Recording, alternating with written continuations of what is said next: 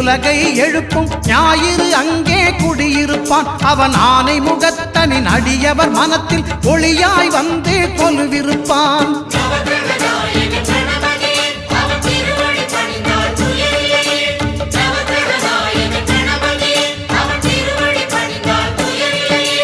ஒன்பது கோளும் ஒன்றாய் காண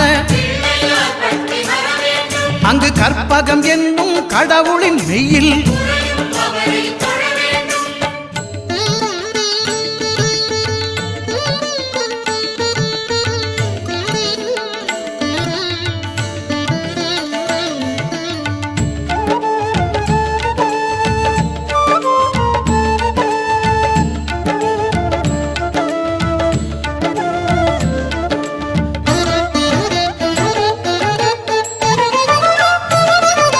திங்கள் பகவான் திருமுகம் காண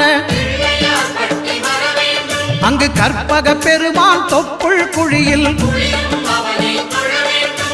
திங்கள் பகவான் திருமுகம் காண